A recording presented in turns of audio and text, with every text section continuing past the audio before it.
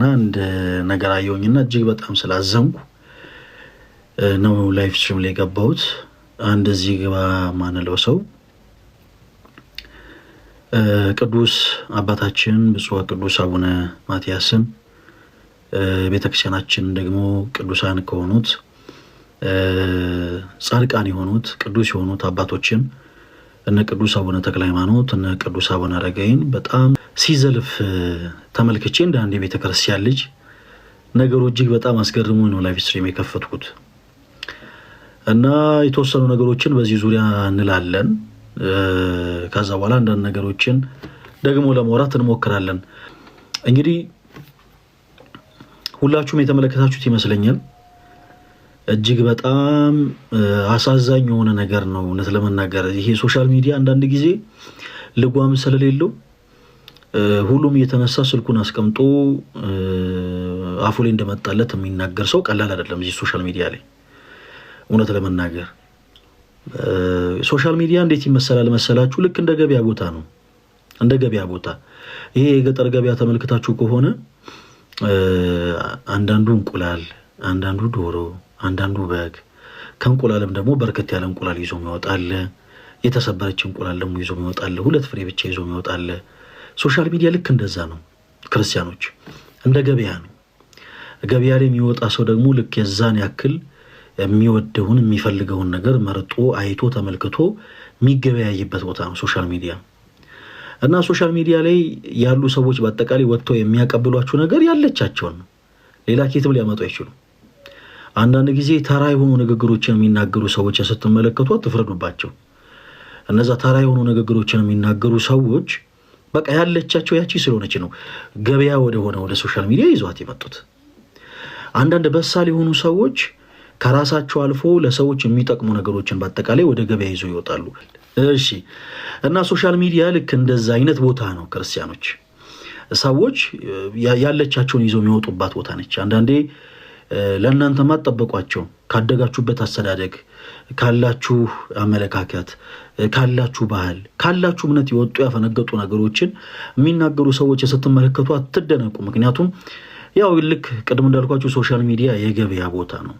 እዛ ቦታ ላይ ያለቻቸውን ይዘው ነው የሚወጡት እና ጸያፍ ቃል የሆኑ ንግግሮችን የሚናገሩ ሰዎችም በዛው ልክ በቃ ያለቻቸውን ያመረቷትን ነገር ነው ወደ ሶሻል ሚዲያ ይዘው የሚወጡት። እና ከሰሞኑ አንድ እንግዲህ በሶሻል ሚዲያ ላይ የምታውቁት ሰው የተለመደ ሰው ስፔሻሊ በቤተክርስቲያናችን ውስጥ ያሉ ቅዱሳን አባቶችን ሁሉ ሳይቀር በጣም ሲናገሩ አይቺ በጣም እንደው አዘንኩኝ እውነት ለመናገር። ቤተክርስቲያናችን ደግሞ መሪ የሆኑት የዚህ የክርስቲያኑ ሕዝብ እረኛ ጠባቂ የሆኑት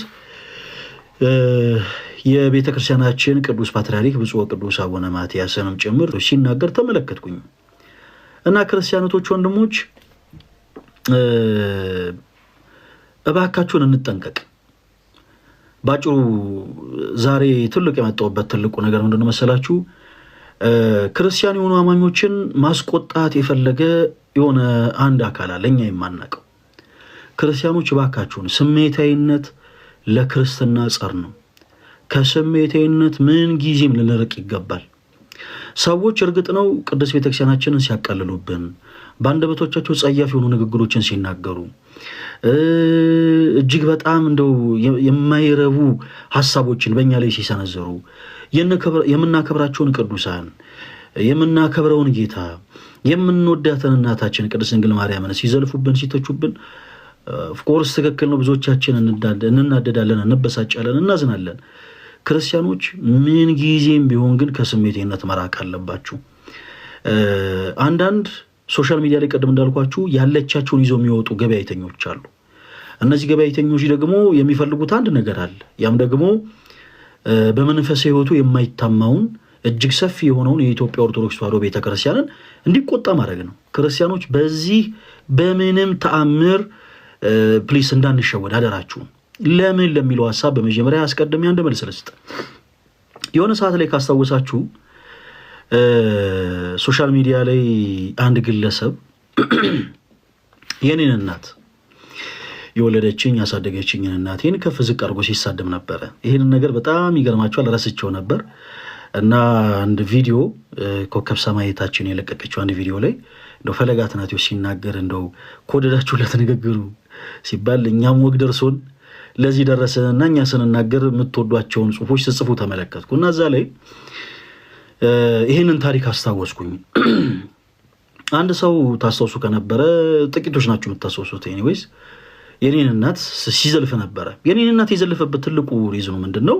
ፈለገ አትናቴዎስን ማስቆጣት ፈልጎ ነበረ። ፈለገ አትናቴዎስን ማበሳጨት ፈልጎ ነበረ። ሰው እንደምታውቁት ይሄ ከኖርማል ሁኔታው ሲወጣ ሲበሳጭ፣ ሲናደድ አብኖርማል የሆኑ ነገሮችን ያደርጋል። በጣም አንደበቱ ይከፈታል። ልቅ የሆኑ ንግግሮችን ይናገራል። በከሳሾቹ ልክ ወርዶ ይገኛል እና የሆነ ታይም ላይ እኔን የሆነ ማስቆጣት፣ ማናደድ፣ ማበሳጨት የፈለጉ ሰዎች ፐርሰናሊ ስለ እኔ በጣም ብዙ ሞክ የሚያደርጉ ነገሮችን በአጠቃላይ ሲናገሩ ነበረ። ያው በእግዚአብሔር እርዳታ በእናንተ ጸሎት ያው ጸጥ ብዬ ማለፍ ቻልኩኝ እንደ አጋጣሚ ሆኖ እና በዛ መሃል እንደው የኔ ምስኪን እናት እጅግ በጣም ወዳት እናቴ እንዴት አደርጋ እኔን ታሳድግ፣ እንዴት አደርጋ እኔን ለዚህ ቁም ነገር ታብቃ አታብቃ ምንም ሳያውቁ እንዲሁ ተነስተው በጣም ጸያፍ በሆኑ ቃላቶች የኔን እናት መስደብ ተያይዘው ነበር እና በዚህ አጋጣሚ በጣም ወዳቸው ወንድሞቼ እነተሙ እነዚህ ደጀን የሆኑ ወንድሞች ላይቭ ከፍቶ በጣም ሲቆጡ ነበረ። በተለይ ተሙሻ አስታውሳለሁ ስለ እውነት ልክ የራሱ እናት እንደተሰደበች አድርጎ ነበረ ላይቭ ስትሪም ከፍቶ በነገሩ በጣም ተቆጥቶ በጣም ተበሳሽቶ ሲናገር የነበረው እና የዛን ታይም እኔ የእነዚህ ሰዎች አካሄድ ስለተረዳሁኝ አሁን ይሄን ሁሉ ምሳሌ ማነሳላችሁ ክርስቲያኖች አንድ እንድትረዱት የምፈልገው ነገር ስላለ ነው። ያው ወተት ነጭ ነው አይባልም ማለት ይኸውላችሁ አንድ ሲደመር አንድ እኩል ይሆናል አይባልም። እና ለነገራችሁ የፈለኩትን ነገር ፕሊስ ይሄን ምሳሌ አዳምጡና ትረዱታላችሁ፣ ታገኙታላችሁ።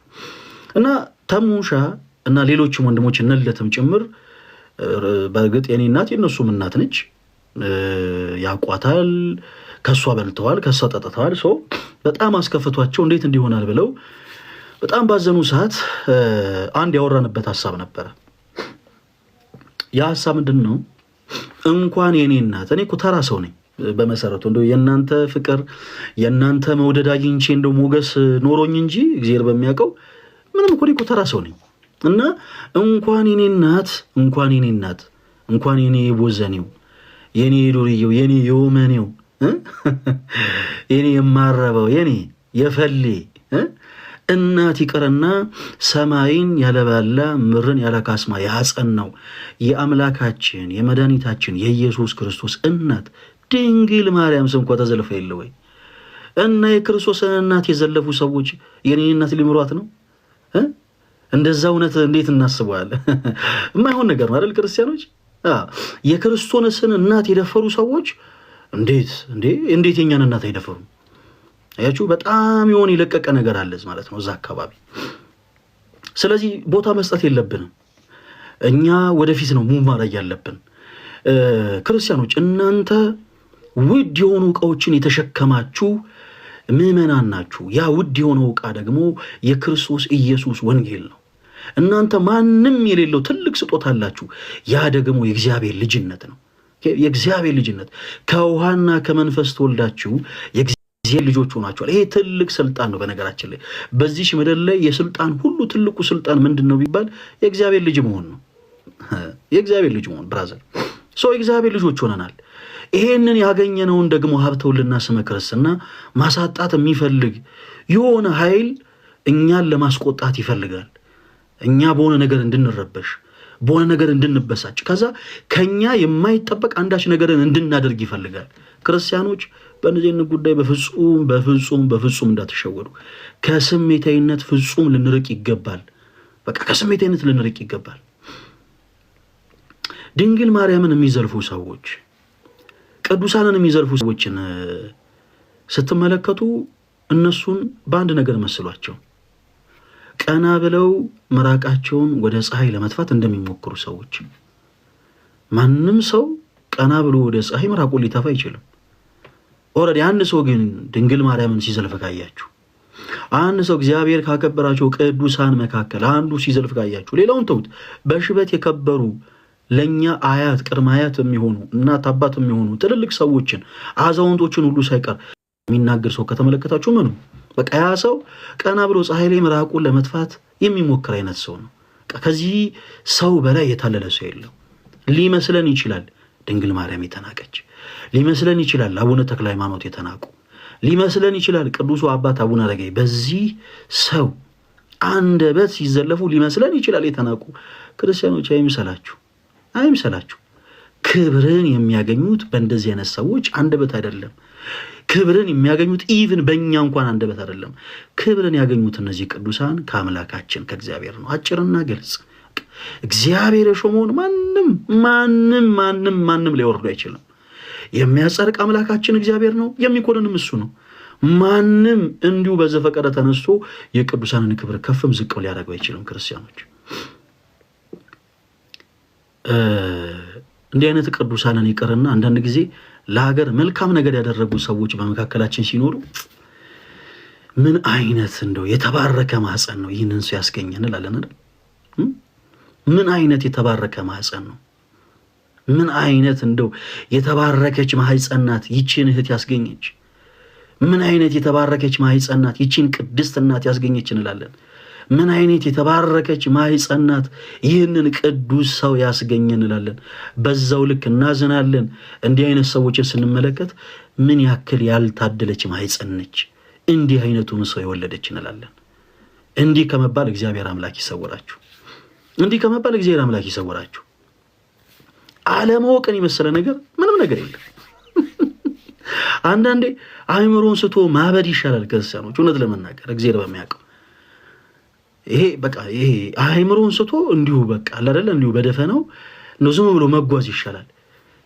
አለማወቅ በጣም ከባድ ነገር ነው። አለማወቅ ማለት ይኸውልህ እንዴት ልንገራችሁ፣ ጭፍን የሆነ ድፍረትን እንድትደፈሩ ያደርጋችኋል። አንድ ፍሬሽ የሆነ ታድሶ አሉ። ማንንም መንካት ፈልጌ አይደለም፣ እንደው በመቤት ያዳምጡኝ። ይሄ አንድ አወኳል እና ያላወቀ አንድ ሰው በጣም ተዳፈረና አንድን ትልቅ ሊቅ ሄዶ አሁን ድጓ ከምን ያድናል አላቸው። እንግዲህ እንደምታውቁት በቤተክርስቲያናችን በጣም ብዙ አይነት ትምህርቶች አሉ። ቤተክርስቲያናችን ባሕረ ጥበባት ነች እና ድጓ ከምን ያድናል አሉ። እና እኚህ ታላቅ ሊቅ ምን ብለው ቢመልሱ ጥሩ ነው? እንዲህ ብሎ ከመጠየቅ አሉት ድጓ ከምን ያድናል ብሎ ሲጠይቃቸው እንዲህ ከማለት ነዋ ብለው መለሱለት። አንዳንድ ያለማወቅ በጣም ከባድ ነው ክርስቲያኖች። እንዲህ በጭፍን እንድትዳፈሩ ያደርጋችኋል። በጭፍን ትልቅ ሰው ሳትሉ፣ ሽበት አለው ሳትሉ፣ የሃይማኖት አባት ነው ሳትሉ፣ ቅዱስ ነው ሳትሉ፣ ጻድቅ ነው ሳትሉ፣ የእግዚአብሔር ነብይ ነው ሳትሉ እንዲሁ በደፈናው እንድትደፈሩ ያደርጋችኋል። አለማወቅ ድፍረት ጥጉ በጣም የሚገርማችሁ ነገር እንደዚህ ትልልቅ ሰዎችን አይደለም ቅዱሳንን አይደለም እግዚአብሔርን እንድትደፈሩ ያደርጋችኋል። በጣም ከባድ ነው አለማወቅ። ይሄንን ደግሞ አይነት ጭፍን የሆነ የሚያዳፍር አለማወቅን ማጥፋት የሚቻለው እንዴት ነው? ልብን ንጹህ አድርጎ ተረጋግቶ፣ አንዳንዴ ስክን ማለት ያስፈልጋል። ተረጋግቶ ነገሮችን ከማጤን ከመረዳት ነው። ጠይቆ ከመማር ከመረዳት።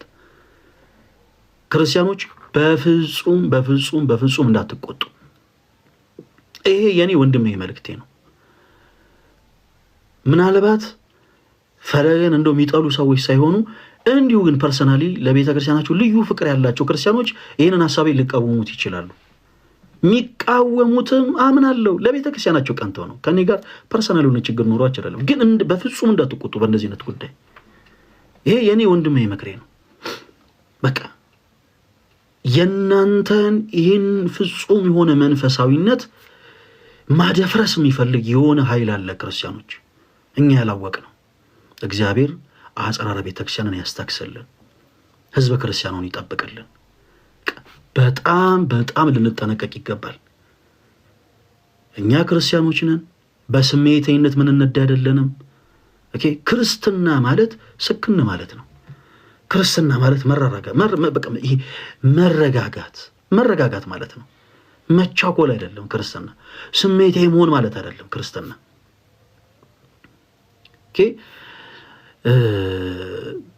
የሆነ በጣም እንድንቆጣ እንድንበሳጭ የፈለገ የሆነ ኃይል አለ። ለዛ ነው በማን አለብኝነት አቡነ ተክለ ሃይማኖት ብሎ ጸያፍ ቃልን የተናገረው። ይህ ሰው በቃ ጭፍን የሆነ ምንም አላዋቂ ስለሆነ ነው ይሄን ያክል የተዳፈረው። በአንዳች ነገር ክርስቲያኖች በፍጹም እንዳታዝኑ፣ እንዳትበሳጩ። ለቅዱሳን ክብርን የሚሰጥ አምላካችን እግዚአብሔር እንጂ ሰው አይደለም። እኛ ቅዱሳንን ልክ እንደ ሕዝብ ተወካዮች ምክር ቤት አባላት ሆነን አጨብጭበን አላጸደቅናቸውም። እነርሱን ቅድስና ማዕረግ የሰጣቸው አምላካችን እግዚአብሔር ነው። ቅዱስ የምንለው አምላካችን እግዚአብሔርን ብቻ ነው። የእርሱ ቅድስና የባህሪው ነው። ማንም አይሰጠውም፣ ማንም አይነጥቀውም። ገንዘቡ ነው፣ በቃ ገንዘቡ ነው። ቅዱሳን የምንላቸው ደግሞ በጸጋ ቅድስናን ከአምላካችን ከእግዚአብሔር የተቀበሉ ናቸው። ቅዱሳን መላእክት፣ ቅዱሳን ሰዎች፣ ቅዱሳት ዕለታት፣ ቅዱሳት ቦታዎች፣ ቅዱሳት መጽሐፍት፣ እነኚህ ሁሉ በጸጋ ቅድስናን ያገኙ ናቸው። የአምላካችን የእግዚአብሔር እስከሆኑ ድረስ ቅዱሳን እንላቸዋለን። እግዚአብሔር ለይቶ የቀደሳቸውን በአጠቃላይ ሰው በአንደበቱ ሲዘልፍ ብታዩ እንዳትደነቁ፣ በፍጹም እንዳትበሳጩ። ለአንድ ሰው እንደ ሎጥ ሚስት ወደኋላ ዞር ብላችሁ መልስ እንዳትሰጡ ሲሆን የዛንም ሰው ስም ሜንሽን ማድረግ አያስፈልግም። ትኩረት መሆን የሚፈልጉ ሰዎችም ትኩረት ባለማድረግ ተበቀሏቸው። በጣም አንደበቶቻቸውን ከፍተው ለሚጮሁ ሰዎች በዝምታ መልስ ስጧቸው። ውሾች ሲጮሁ ግመሎች ይሄዳሉ ይባላል። ግመሎች በኃይለኛው በረሃ ሀገር በጣም ውድ የሆኑ እቃዎችን ተሸክመው ረጅም ሀገር ያቋርጣሉ። በጣም ረጅም ሀገር እና በየመንደሩ ሲሄዱ በየመንደሩ ያሉ ውሾች በአጠቃላይ አንደበቶቻቸውን እየከፈቱ ይጮሃሉ። በየመንደሩ ያሉ ውሾች በጣም የሚገርመው የግመሎች ተፈጥሮ ለየትኛውም ውሻ ዞር ብሎ መልስ አይሰጡም። እቃውን እንደተሸከሙ ቀጥ ብለው ይሄዳሉ። በጣም ይገርማቸው። አሰልቺ የሆነ ጩኸት ነው የሚገጥማቸው በየቦታው። እዚህም ያለው ውሻ ይጮሃል፣ እዛም ያለው ውሻ ይጮሃል፣ እዛም ያለው ውሻ ይጮሃል። ለየትኛውም መልስ አይሰጡም። የተሸከሙትን እቃ ማድረስ ካለባቸው ቦታ ማድረስ ስላለባቸው ጸጥ ብለው ጉዟቸውን ይጓዛሉ። ክርስቲያኖች እኛም የተሸከምነው ይህ የክርስቶስ ቃል ውድ ቃል ነው። ውድ ቃል፣ ውድ ንብረት ነው። ለየትኛውም ጩኸት መልስ መስጠት የለብንም። ምንም አይነት መልክ ይዘው ለሚመጡ ውሾች መልስ መስጠት የለብንም። እነሱ ይጩሁ፣ እኛ ስራችን እንሰራለን። እነሱ ይጩሁ፣ እኛ በዝምታ መልስ እንሰጣለን። ይሄ ክርስትና ፍጹም ከስሜትነት መራቅ አለበት። አንዳንዴ ሁላችን ይሄ ትንሽ ስጋዊነት ስለሚያሸንፈን ሆ ብሎ የሚያዘምተ ሲገኝ መዝመት እንወዳለን። እንደው ክርስቶስን በዛ እናስደስተውም። እሺ አንዳንዴ ስክን ማለት እንልመድ። የኛ መቼም ያው የክርስትናው ትልቁ ዓላማ ኖረን ተስፋ የምናረጋት መንግስተ ሰማያትን መውረስ ነው። ተስፋ የምናረጋት መንግስተ ሰማያትን የምንወርሰው እንዴት ነው? ኦኬ አምላካችን እግዚአብሔርን በማስደሰት ብቻ ነው። ህጉን ትእዛዙን በመጠበቅ እግዚአብሔርን ልናስደስተው የምንችለው በምንድን ነው? ለቃሉ በመታዘዝ። ጴጥሮስ ጸሐፍት ፈሪሳውያን የሮማ ወታደሮች መጥተው ክርስቶስ ኢየሱስን ይዘው እንደ ጌታ ሆይ ክብር ይገባል እውነት እንደ ተራ ዱርዬ በጡጫ እየመቱት ካፍ ካፍንጫው ደም እንዲፈስ እያደረጉ ቅዱሱን ጌታ ኃያሉን አምላክ በኃይል ዱላ እያበዙበት በኃይሉ ማየት አቃተውና ሰይፍን ይዞ ወደ ክርስቶስ ሮጠ። ከዛም የማልኮስን አንገት ሊቆርጥ ሲል ጆሮ ተቆረጠ እና ክርስቶስ የመለሰለት መልስ ምንድን ነበር መሰላችሁ ክርስቲያኖች? ጴጥሮስ በሰይፍ የሚያጠፉ በሰይፍ ይጠፋሉ ነው ያለው። ጀግና ጴጥሮስ በለው በዚህ በቀኝ ትንሽ ነው ሽል ያለ ቀኝ እንዲህ አስተካክለ በለው ምን አላለም ጌታችን። ክርስቶስን የምናስደስተው በዚህ መልኩ ነው፣ ከስሜቴነት በመራቅ ኦኬ። እንደዚህ አይነት ሰዎች ፍጹም ትኩረት መሆን ነው የሚፈልጉት። እንደዚህ አይነት ግለሰቦች የሚፈልጉት ነገር ትኩረት መሆን ነው። በእናንተ በዚህ ቅዱስ ቤተክርስቲያን ልጆች ስማቸው በተደጋጋሚ እንዲጠራ ይፈልጋሉ። ለዛም ሲባል ደግሞ የክርስቲያኖችን ሴንሲቲቭ የሆነን ፓርቲ ያውቁታል። ሆን ብለው መታወቁ ዝልፍ ያደርጋሉ። ስለዚህ ለእነዚህ አይነት ሰዎች መልስ መስጠት አያስፈልግም። በዝምታ ተበቀሏቸው። ትኩረት መሆኑ የሚፈልጉትን ሰዎች እርሷቸው። ክርስቲያኖች የእናንተን ቁጣ በጉጉት እየጠበቁ ያሉ አካላቶች አሉ። ለነዛ በፍጹም ቦታ እንዳሰጡ በፍጹም ይሄ ያለውን የክርስቲያኖችን መልክ ማስቀየር የሚፈልጉ አካላቶች አሉ። የሌለንን ስም እየሰጡ ስንት ዓመት ኖሩ። ኦርቶዶክሳውያን ተሳዳቢ ናቸው፣ ኦርቶዶክሳውያን ገዳዮች ናቸው፣ ኦርቶዶክሳውያን እንዲህ ናቸው ሲታይ የለም። ቤተክርስቲያን እንዲህ አይነት አስተምሮ የላትም። ልጆቿን ሰብስባ አቅፍ ድግፍ አድርጋ የምታስተምረው ትምህርት ሌላ ነው። እንዳሉት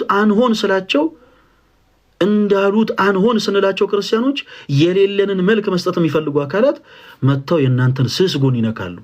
ተክልዬ እንደዚህ ይላሉ፣ አቡነ አረጋዊ እንደዚህ፣ የቤተ ክርስቲያኑ እረኛ የሁሉ አባት የሆኑት ቅዱስ ፓትርያርክ አቡነ ማትያስ እንደዚህ ብለው ይናገራሉ።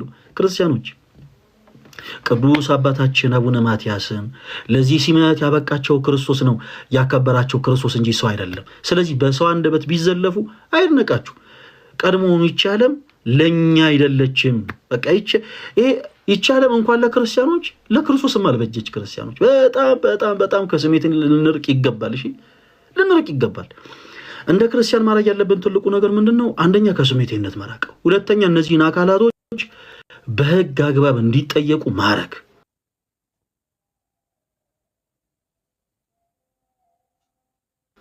በቃ ሁል ጊዜ ደጋግመን የምንጮኸው ነገር ምንድነው? ከአንደበት ያለ ነው እያለፈ ወደ ተግባር እያለፈ ቤተክርስቲያን ዋጋ እየከፈለች ያለችው። ስለዚህ በቻልነው አቅም በህግ አግባብ እንዲጠየቁ ማድረግ። በቻልነው አቅም አናቅም። እኔ አሁን የህግ ሰው አይደለሁኝም። ነገር ግን በአንገታችሁ ማተብ ያሰራችሁ የዚህ ቅዱስ ቤተክርስቲያን ልጆች ሆናችሁ ሰዎች፣ እንዲህ አይነት ሄትፉል ስፒች የሚናገሩ ሰዎች፣ በተለያየ ዓለም ላይ እየኖሩ እንዲህ አይነት ንግግሮችን በቤተክርስቲያን ሰዎችን በህግ አግባብ መጠየቅ የሚቻል ከሆነ እኛ ዝግጁ ነን። እናንተ ያንን አይነት አካሄድ ብቻ ለመሄድ ዝግጁ ሆኑ፣ እኛ ዝግጁ ነን። እናንተን ተከትለን እነዛን ሰዎች በህግ አግባብ እንዲጠይቁ ለማድረግ። ስለዚህ ክርስቲያኖች የባካችሁን በምንም ታምር እንዳትቆጡ፣ በምንም ታምር እንዳታዝኑ። ቅድም ስንጀምር እንዳልኳችሁ ሶሻል ሚዲያ ማለት ልክ እንደ ገበያ ቦታ ነው። ሰው ያለውን ነው ይዞ የሚወጣው።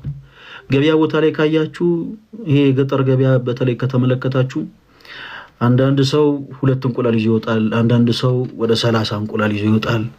አንዳንድ ሰው አይኗን የጨፈነች ዶሮ ይዞ ይወጣል። አንዳንድ ሰው ደግሞ ትልቅ ዶሮ ይዞ ይወጣል።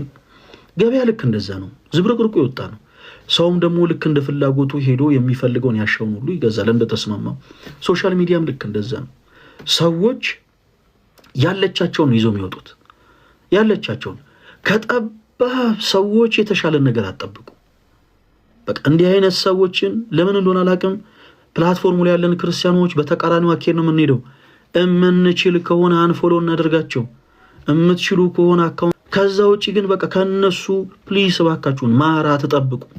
በቃ አንጠብቅ። ጠባብ የሆኑ ሰዎች ወደ ገበያ ቦታ ወደዚህ ሶሻል ሚዲያ ሲመጡ ደህና ነገር ይዘው ይመጣሉ ብላችሁ ኤክስፔክት አታርጉ። ደህና ነገር ይዘው ሊመጡ የሚችሉ ሰዎች ደህና ቦታ የሚሉ ሰዎች ናቸው።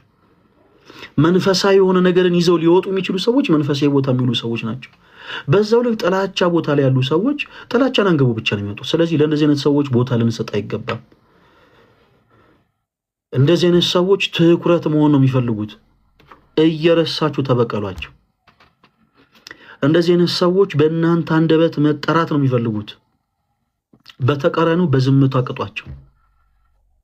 ከዛ በኋላ ሳይወዱ በግዳቸው እንዲህ አይነቱ ነገር እንደማያዋጣቸው ሲረዱ ይስተካከላሉ። እና ክርስቲያኖች በምንም ነገር እንዳትበሳችሁ፣ በምንም ነገር ቅዱሳንን እንደ ፀሐይ በሰማይ ላይ ያሰለጠናቸው እንዲከብሩ ያደረጋቸው አምላካችን እግዚአብሔር እንጂ ሕዝበ ክርስቲያኑ አይደለም። እንደ ምክር ቤት ተጨብጭበን ተሰባስበን አጨብጭበን ምናምን ያጸደቅናቸው ቅዱሳኖች የሉም። ቅዱስ ጳውሎስ በሮሜ መልእክቱ ምዕራፍ 13 ከቁጥር 7 ላይ ክብር ለሚገባ ሁሉ ክብርን ስጡ አለ።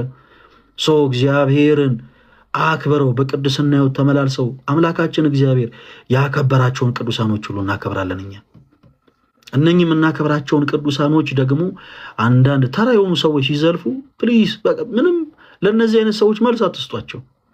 የተጋጩት ከቅዱሳኑ ጋር ሳይሆን የተጋጩት ከእግዚአብሔር ጋር ነው።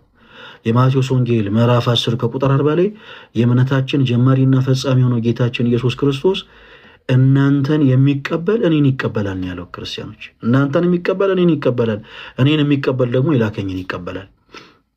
እነኚህን ቅዱሳን ሰዎች እየዘለፉ እንደው ክርስቶስን እናስደሰታለን ማለት ዘበት ነው፣ የማይመስል ነገር ነው።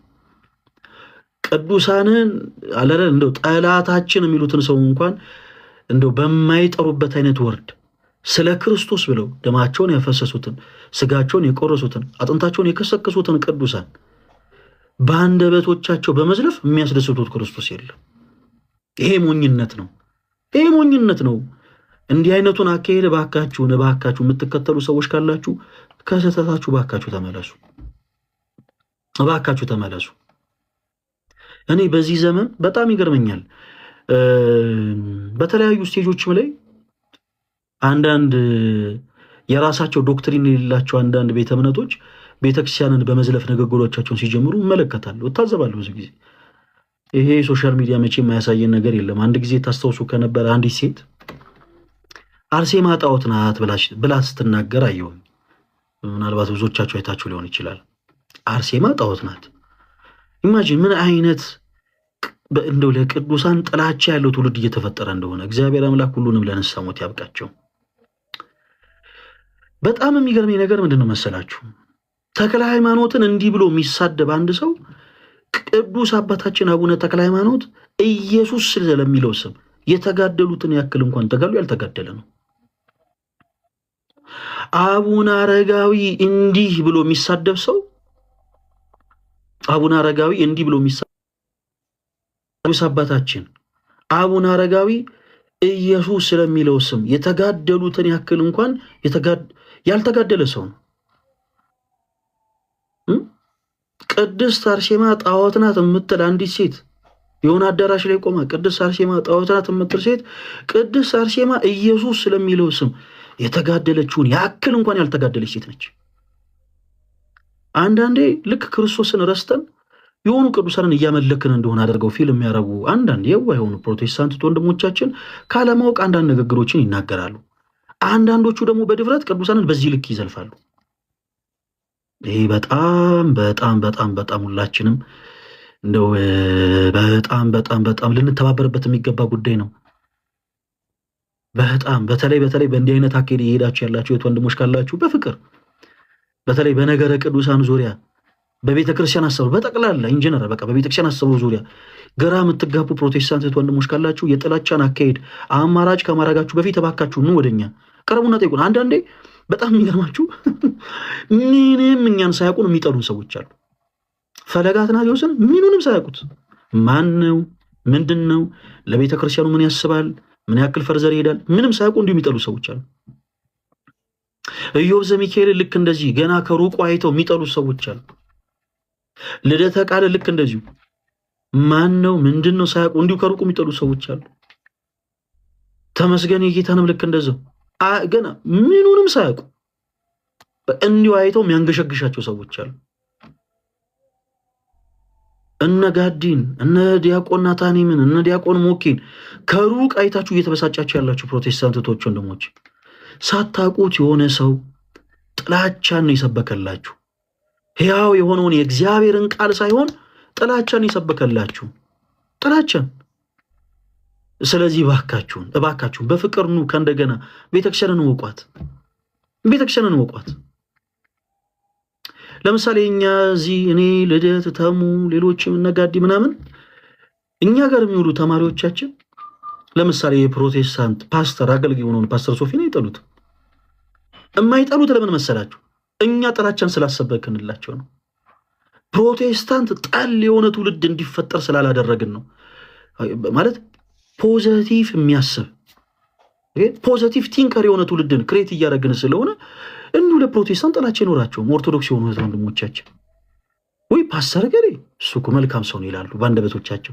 በትምህርት ደረጃ ግን አቋም አላቸው። የማይሻር ነገር ነው እሱ። አያችሁ፣ እኛ እየሰራን ያለነው ጥላቻ ላይ አይደለም፣ ትምህርት ላይ ነው። የኛ የቤተ ክርስቲያን አስተምሮ እንዲህ ነው፣ ቤተክርስቲያናችን እንዲህ ታስተምራለች። ኦኬ፣ የኛ ዶክተርን እንዲህ ነው እንላለን። ሐሰት የሆነው ደግሞ የፕሮቴስታንት አስተምሮ እንዲህ ይመስላል፣ ከመጽሐፍ ቅዱስ ጋር በዚህ መልኩ ይጻረራል ብለን ነው የምናስተምረው እንጂ ፐርሰናሊ ፕሮቴስታንት ጠል የሆነ ትውልድ እንዲፈጠር ክሬት እያደረግን አይደለም። በሆነ አዳራሽ ላይ በሆነ ቦታ ላይ ተቀምጣችሁ እኔን ስታዩ የምትበሳጩ ፕሮቴስታንቶች ካሉ እመኑኝ፣ ስህተቱ እኔ ላይ አይደለም። ችግሩ እናንተ ላይ አይደለም። ችግሩ ተቀምጣችሁ የምትማሩበት ሰው ጋር ነው። በአንገቱ ማህተብ ያሰረን ኦርቶዶክስ የሆነን ሰው በአጠቃላይ እንድትጠሉ የሚያደርግን የሆነን ነገር በአይምሯችሁ እየጨመረ ነው። ስለዚህ ባካችሁ እንዲህ አይነቱን ነገር አንድ ጊዜ ተወት አድርጉትና ለኛ ጊዜ ስጡን፣ ለኛ ሰዓት ስጡን። ቤተክርስቲያንን ወቋት። ቅድስት ቤተክርስቲያናችን ምን እንደምታስተምር እድል ስጡንና ሰዓቱን ስጡንና እናስተምራችሁ፣ እናስረዳችሁ። ኦኬ መቼም ሰው እኛ ዝም ብለንና እንትን በል ኦርቶዶክስ ምናምን ብለን ዝም ብለን ጎትተን የምናስገባው አይነት አገልግሎት አይደለም የምናገለግለው። ሲጀመር ክርስቲያን ለመሆን በስላሴ ዘንድ መመረጥ ያስፈልጋል። የጠፉትን ግን ወንድምቶቻችን በአጠቃላይ ግን ፍቅር በሆነው በክርስቶስ ቃል ግን እንፈልጋለን። ይሄ ግዴታችን ነው። እንዲሁ ሳታውቁ ግን እየጠላችሁን ያላችሁ ፕሮቴስታንቶች ወንድሞች እባካችሁ በፍቅር ወደ ቤት እድል ስጡልኛ። እድል ስጡን ማለት ስለ ኦርቶዶክስ ቤተክርስቲያን ብቻ ሳይሆን ስለ ፕሮቴስታንቲዝም አስተምሮም ጭምር ቁጭ ብለን እናወራ፣ እንወያይ። በጥላቻ ይሄ በምንድነው ይሄ ግልምጫ ምናምን አንተያይ ባካችሁ። በፍቅር ቀረቡና ኑ እናወራ። አርሴማ ጣዖት ናት ለሚል አገልጋይ አታጨብጭቡ፣ ፕሊዝ አታጨብጭቡ። ምናልባት ያ ሰው የእናንተን አንጀት ምናልባት ያራሰው ሊሆን ይችላል፣ ወይ ደግሞ የሆነ በቃ ደስ እንዲላችሁ አሪፍ ንግግር የተናገረ ሊሆን ይችላል፣ ለእናንተ ሊመስላችሁ ይችላል። ያ ግን ወንጌል አይደለም። አርሴማ ጣዖት ናት ያለበትን ሪዝም እስቲ መጽሐፍ ቅዱስ አጣቅሶ ያስረዳችሁ። እስቲ የቅድስት አርሴማንን ታሪክ አንስቶ ጣዖት ለመባል ያበቃትን ነገር እስቲ ይንገራችሁ። ስለ ኢየሱስ ስም መታረዷ፣ ኢየሱስ ስለሚለው ስም መንገላታቷ፣ ኢየሱስ ስለሚለው ስም መሰደዷ የቱ ነው ጣዖት ያስባላት? እንዲህ ብላ የተናገረችን ሴት አዳራሾች ተሰብስባችሁ ስታጨበጭቡ ስህተት ወደሆነ አካሄድ እየሄዳችሁ እንደሆነ ተረዱ። ቆይ ትምህርቱን እናዘግየው። ተክልዬ እንደዚህ ብሎ የሚናገር ሰው ሲኖር ተደሰታችሁ ጊፍት የምትሰጡ ሰዎች በቃ የሆነ ትክክለኛ ያልሆነ አካሄድ እየሄዳችሁ ነው። ራሳችሁን ታዘቡት። ተክለ ሃይማኖትን እንደዚህ ያለበት ሪዝን ምንድን ነው? ኢየሱስ ስለሚለው ስም ስለተሰደዱ፣ ኢየሱስ ስለሚለው ስም ወንጌልን ዞሮ ስለሰበኩ፣ ጣዖታትን በአጠቃላይ ስለሰባበሩ፣ በአምልኮ ጣዖት ላይ የነበሩ ሰዎችን በአጠቃላይ በአብ በወልድ በመንፈስ ቅዱስም ስላጠመቁ ነው ጣዖት የተባሉት። እንዲህ የተባሉት ለምንድን ነው? ምክንያታዊ ይሁኑ። እኛ ችግር የለብንም። እናንተ ብቻ ምክንያታዊ ይሁኑና ችግር የለም። ያን ያጨብጭቡ፣ ያን ጊፍት ስጡ። አቡነ አረጋዊ እንደዚህ ሲል እንዲህ ለማለቱ ምንድነው ሪዝኑ? ማናቸው? ቅዱስ አባታችን አቡነ አረጋዊ። ችግር የለም እናንተ አባታችን አትበሏቸው፣ ግን አቡነ አረጋዊ ማን ናቸው? ታሪካቸው ምንድነው? ቀድማችሁስ ያንን እንደው ለማየት ሞክሩ፣ ለመመልከት ሞክሩ። ቅድስት አርሴማ ጣዖት ናት ስትል አንዲት አገልጋይ፣ የሆነች ሴት አገልጋይ በጣም ነው ያዘንጉት። አዳራሽ ውስጥ ያለው ሰው በአጠቃላይ በኃይል አጨበጨበ። ምንድነው ሪዝኗ እንዴ? ይሄ በጣም ስህተት የሆነ አካሄድ ነው። ፕሮቴስታንት እህት ወንድሞቻችን በጣም ስህተት የሆነ አካሄድ። ወንጌል ሰዎችን ማስተማሪያ ነው። ወንጌል ሰዎችን መመለሻ ነው።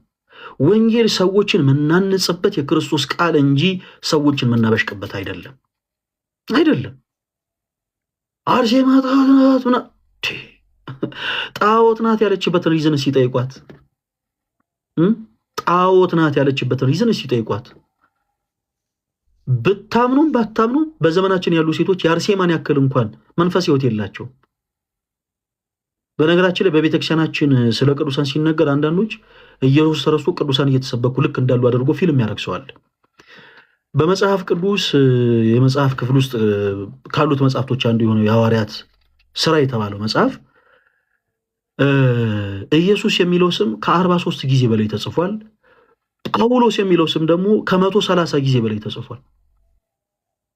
የዚህ ሐዋርያት ሥራ መጽሐፍ ላይ ጳውሎስ ጳውሎስ ጳውሎስ ጳውሎስ ጳውሎስ ተብሎ ተደጋግሞ የተጻፈበት ሪዝን ኢየሱስ ክርስቶስ ተረስቶ ጳውሎስ እንዲመለክ አይደለም።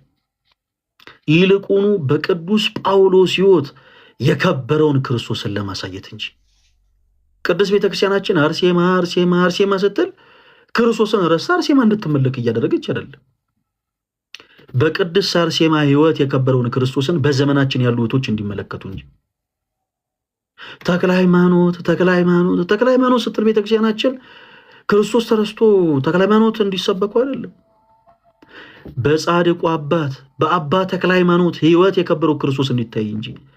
ምሳሌ ልስጣችሁ። ለምሳሌ የቅድስት አርሴማ ታሪክ ለምን ያስፈልጋል? በዘመናችን ያሉ ወጣት የሆኑ እህቶቻችን መንፈሳዊነታቸውን እንዲቃኙ፣ የእሷን ታሪክ እንዲመለከቱ፣ አብነት እንዲያደርጉ፣ ኦኬ ማንን ትምክት እንዲያደርጉ? ክርስቶስን። በዚህ ሰዓት እንደው አንዲት ሴት እግዚአብሔር ሁለንተኗን ውብ አድርጎ ሲፈጥር በአይምሮዋ ምንድን ነው የሚመጣው? እህቴ አንቺ ጸጉርሽ ያማረ ቀን፣ እንደ ሁሉ ነገር ሞልቶልሽ የሰውነት ቅርጽሽ ያማረ ቀን፣ እውነት ለመነጋገር ይሄ ሰው የቀረጸውን ፕሮጀክት በአጠቃላይ የተጠቀምሽ ቀን፣ ሁለንተናሽ ከራስ ጸጉር እስከ እግር ጥፍር ያማረ ቀን ምንድን ነው በአይምሮሽ የሚመጣው? እንዴት አድርጌ ሀብታም የሆነ ሰው ላግባ ነው አይደል? ብዙዎቻችን አሁን እንዲህ ደግሞ ዛሬ ሁሉንም እንትን እያልኩ አይደለም። እሺ አብዛኞቹ ሆኑ እህቶች እንዴት አድርጌ ሀብታም ወንድ ላግባ አይደል? በጣም የብዙ ቆንጆ ሴቶች ትልቁ ችግር ያ ነው። የኔዋ ያው አንድ ሀብታም አግኝታለች ፈለገ የሚባል ትላላችሁ ስቀልና። እሺ እና ብዙ ሴቶች ልክ እንደዚህ ነገር በአይምሯቸው ይመጣል። በዘመናችን ላሉ ሴቶች አብነት ትሆን ዘንድ ቅድስት ቤተክርስቲያናችን የቅድስት አርሴማን ታሪክ ወጣት ለሆኑቶች ትነግራለች፣ ትዘክራለች። ቅድስት አርሴማ ሁለንተኗ ውብ ነበር። በዘመኑ የነበሩ መኳንንት፣ በዘመኑ የነበሩ ሹማምንት፣ በዘመኑ የነበሩ ኃያላንና ነገስታት ይፈልጓት የነበረች ሴት ነች። የጎልማሶች ሽንገላ ሳያታልላት ሁለንተኗን ለክርስቶስ አስገዝታ በፈቃድ እግዚአብሔር የተጓዘች፣ ስለ ክርስቶስ ስጋዋ የተቆረሰ ደሞ የፈሰሰ በጥፊ የተጸፋች ምራቅ የተተፋባት በሰይፍ የተቀላች ቅድስት እናት ነች። ይህን ያክል ጭካኔ ከክርስቶስ ያገኘች ቅድስት እናት ነች። በዘመናችን ላሉ እህቶቻችን የቅድስት አርሴማን ታሪክ እንነግራለን። ለምን? በዚህ ዓለም ነገር እንዳይታለሉ፣ ከክርስቶስ ፈቃድ እንዳይርቁ፣ ልክ እንደ ቅድስት አርሴማ ክርስቶስን ትምክት እንዲያደርጉ ቅድስት ቤተክርስቲያናችን የቅድስት አርሴማን ታሪክ ትነግራለች። እንግዲህ ቅድስት አርሴማን አምልኩ በላይ ቅድስት አርሴማን ታሪክ አትናገርም። የቅድስት አርሴማን ያክል መንፈሳዊ ሕይወት ያልኖሩ የጎልማሳ ሽንገላ የሚናፈቃቸው ሴቶች ዛሬ ላይ ተነስተው አርሴማ ጣዖት ናት ይላሉ። እዚህ ትፌር እውነት ያስኬዳል? የቅድስት አርሴማን ያክል መንፈሳዊ ሕይወት ያልኖሩ ሴቶች እንዲሁ ከመሬት ተነስተው አርሴማ እንዲህ ናት። ይሄ በጣም በጣም በጣም ልታስሉ ይገባል። በጣም ልታስሉ ይገባል ፕሮቴስታንት ወንድሞቻችን። እና ባጭሩ እባካችሁ ቤተክርስቲያንን ሳናቅ እንዲሁ በጭፍን በጥላቻ እንጓዝ። እባካችሁን በዛ ልክ ወንጌል ሰዎችን ማብሸቂያ አይደለም። በዚህ አጋጣሚ እግረ መንገድ ልናገር፣ በየቦታው መቼም ሁላችሁ የምትታዘቡት ነው። ያው ለማንም የሚደበቅ ነገር አይደለም። በየቦታው በየአደባባዩ ምናምን ወንጌልን ሰብካለን ብለው የሚወጡ ፕሮቴስታንት እህቶች ወንድሞች አሉ። ወንጌል የሚያስፈልጋቸው ግን ወንጌልን ሰብካለን ብለው የወጡ ፕሮቴስታንት ወንድሞች አሉ። ብዙ ጊዜ ካያችኋቸውና ያው የሆነ ባይብል ነገር ይዙና ድምጻቸውን ቀየረው ኢየሱስ ምናምን ነገር ይላሉ። እኔ የስልጠናው አካል ነው ወይ ይላሉ አንዳንድ ጊዜ። ድምጽ መቀየር ምንድን ነው እንደዚህ? ወንጌል እኮ ሰዎችን ማብሸቂያ አይደለም። ወንጌል እኮ ሰዎችን ማናደጅ አይደለም። ወንጌል ሰዎችን ማስተማሪያ ነው። ወንጌል ሰዎችን የምናስተምርበት፣ ወንጌል ሰዎችን የምንመልስበት ነው። አንዳንዱ ባሶስ ገብቶ አንዳንዶች ይኸው ድንግል ማርያም ምናምን ይላሉ።